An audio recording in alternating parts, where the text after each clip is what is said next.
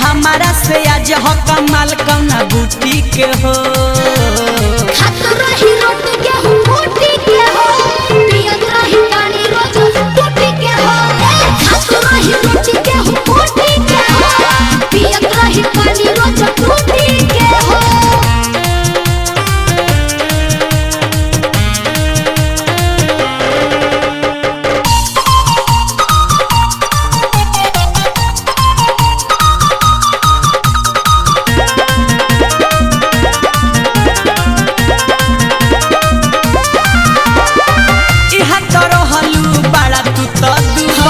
जते भतार लगे हो गइलू सुपर। जानू से ज्यादा भी हमरो बलमुआ रखेला हरदम ख्याल हमारा रखेला हरदम ख्याल इहा तो रहलू बड़ा तू तो दूबर। जते भतार लगे हो गइलू सुपर। जानू से ज्यादा भी हमरो बलमुआ रखेला हरदम ख्याल हमारा ऊपर। कह सच्चे सच्चे बात कहे बारू खिसियत आव भागो जनी रूठी के हो।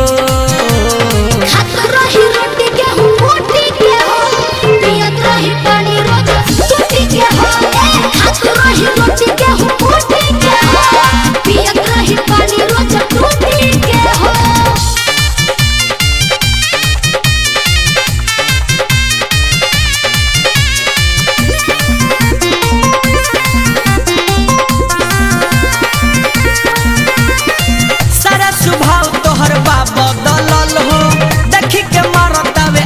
चंचल हो गइल बानी अब राजू राजा के, काहेला भइल बारो तू पागल हो।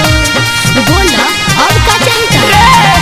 सारा स्वभाव तोहर बाबा दलाल हो, देख के मारतावे आह चंचल हो गइल बानी अब राजू अपू के, काहेला भइल बारो तू पागल हो। कौन खइलू दवाई सच हमके द बताई भारा माव जनी झूठी के हो।